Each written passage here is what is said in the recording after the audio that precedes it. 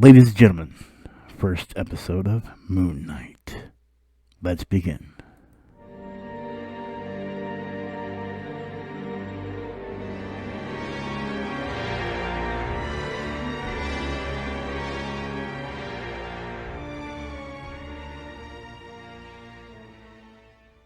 How do you do, G-Pot crew? It's your Nutty Buddy Putty here. Today we are reviewing the first episode of Moon Knight. Now this is going to be basically a full breakdown and just speak about, certain points of the show you may not understand or just minor Easter eggs. With that being said, make sure to hit the like button, make sure to hit the subscribe button. Now, again, with this episode, we are going to be breaking down a lot of stuff and how I feel. Honestly, I really enjoyed this episode, but again, it's really something that I feel needs to be set up for the later episodes that are coming down the road and introducing Moon Knight in general. Quick and simple, easy, but I think a lot of people might not be as hooked as they may want to be because there's going to be a lot better things that are about to happen. So be patient. It'll get good. I have a feeling, and I promise. But with that being said, let's go ahead and go straight into the spoilers of the full breakdown. And then I will speak about how I feel at the end of the episode. So let's begin. Okay, so for the first Easter egg, we have Arthur Harrow here. Now, there's a lot to go by when it comes to Arthur Harrow, but basically, he's a researcher that researches on pain theory. Half of his body is paralyzed, and in the comic books, you can actually see this based on his face, because one side of his face is in a snarl and a curl that actually makes half his body paralyzed. But he goes through things about testing his body for resistance to physical suffering and pain. So, clearly based on what he's doing here with the glass is he's trying to force pain and I guess continue his research in pain.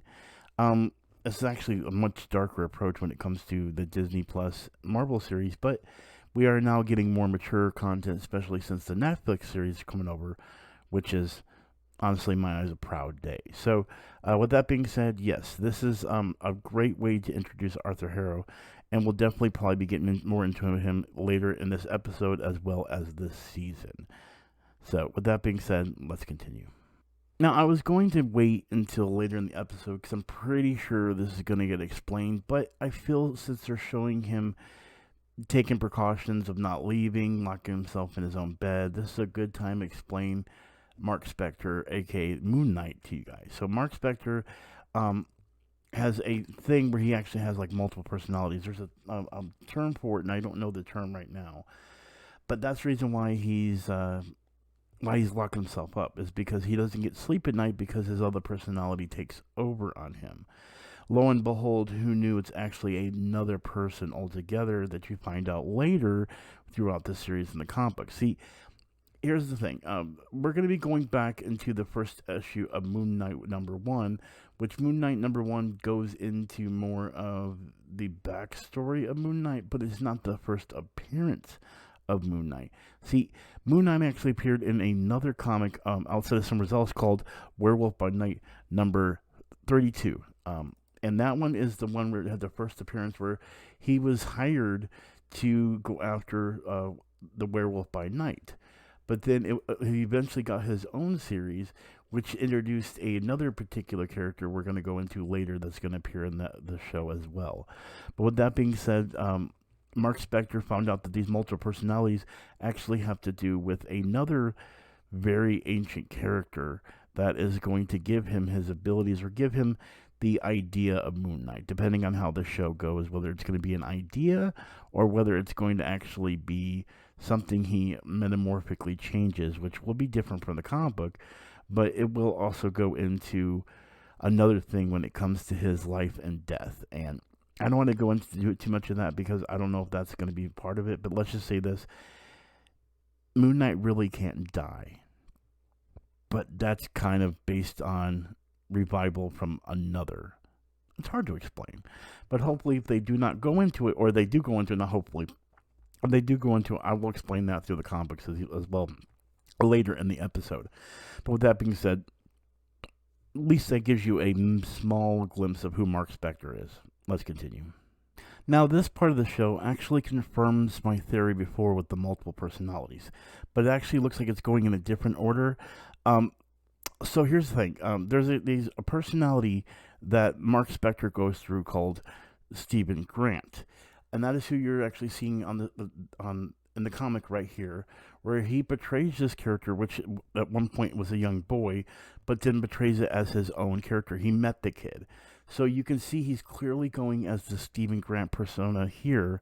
So this is probably not even him in general, unless he's been going as the Stephen Grant this whole time, and he never actually knew about the Mark Spector side. So this could be something we may never know, but when it comes to the series, they're clearly starting it off with Stephen Grant as the persona he is at the moment, even when he woke up. So that's the reason why the persona is more timid, is because it is also based off a child, which could be what he's portraying as more of a timid, innocent character in the show. Now, for the next Easter egg, you'll notice that the night security calls him Scotty. This is definitely a nod to one, him having multiple personalities, and two, the inker and artist, however you want to look at it, Scott Williams, who actually is an artist for the Moon Knight comic book. So it is nice to see that they're using other little Easter eggs like Scott Williams in the show, like they've done in other things as well when it comes to Marvel. So, and finally, we get into KHONSHU, the god of the moon, the nocturnal god of the moon, the god of spirit of vengeance. This is kind of like where Moon Knight becomes what more of be the Batman type character. And we are going to probably see this actual creature in there, but it's in its actual, like, physical form, more scary form, I guess you can call it. But in the comic books, you can see this is what he looks like. He has like a beak and a very bone body, and he is an Egyptian god. So we are probably going to see something in this form, or here's what it's going to look like to me, is we're going to see the creature with the bone, but we're going to see this outfit be set up as the Moon Knight outfit, and basically be like a combination. But what the voice you're hearing in this scene right here, when he first pulls out the amulet, is that god you're hearing talking to him, saying, "Give Mark Spector his body back." That's because the Steven character is not the one that owns the body, but Mark Spector. But for him, it's multiple personalities. It's a crazy way that they do things in the world of Marvel Comics, and Moon Knight is one of those more crazier, obscure characters a lot of people don't know about. So I do like the way they are handling it when it comes to the series, and the director understands what he's working with when it comes to it as well. But again, that's why I make these episodes for people that may not understand what's going on, who the voices in control are, and what exactly is the real person behind the body, which is Mark Spector, not the Stephen Grant. Next, we get into some deep lore. So you do see Arthur here conjuring up someone about AMMUT's name. Now, in Egyptian language, names could be translated in different ways. I'm not going to go deep into it because I'm not one of those that comes from Egypt, nor am I somebody that really can speak about it. But I know in the Marvel Comics there is a character by the name of AMMUT, and it is a Egyptian god that uses puzzles and riddles and so on and so forth. But in the comic books, AMMUT takes over Dr. Emmett and ends up possessing that person. So it has nothing to do with Arthur. This is definitely a shift change when it comes to adding two characters, Dr. Emmett and Arthur, who does end up doing the whole Nobel Prize thing, which are probably not even going to signify in this show. But he is working with the moon based on what you see here, which could be competing with the other god that Mark Spector is dealing with. So a lot of complications, but at least you have a little bit of fill-in on where these characters are coming from in Egyptian lore as well as Marvel Comics lore. Now, for this next potential Easter egg, it's more of, is this ANUBIS or is this a werewolf? Here's the reason why I say this. Of course, we have all this Egyptian gods and so on and so forth, which this does look like something that would be like ANUBIS or one of those.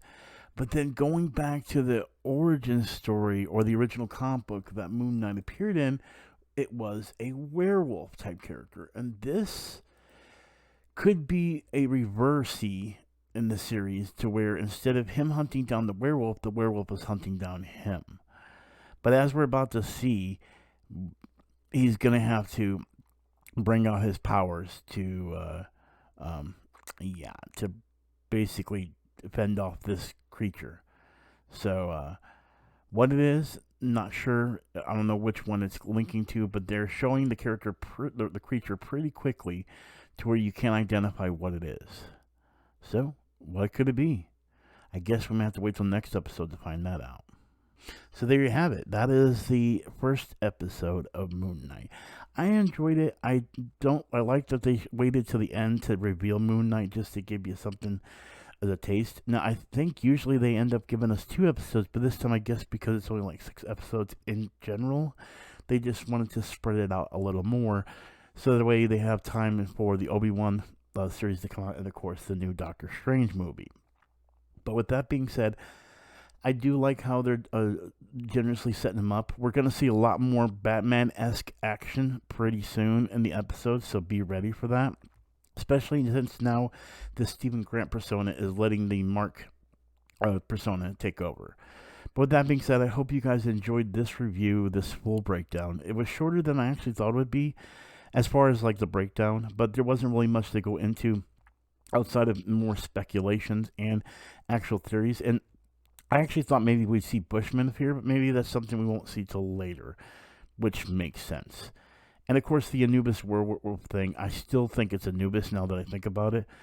But again, that could be wrong too. So I guess maybe we'll find out later, or this may be something we never find out. Who knows? But with that being said, thank you for watching. As always, I'm Putty with the G-Plot crew. You know what we do. Reviews like this. It's gotta be true. And I'll see you guys next Wednesday for Moon Knight. Oh, and by the way, make sure you go check out my Halo review as well. Alright, with that being said, I'll talk to y'all later.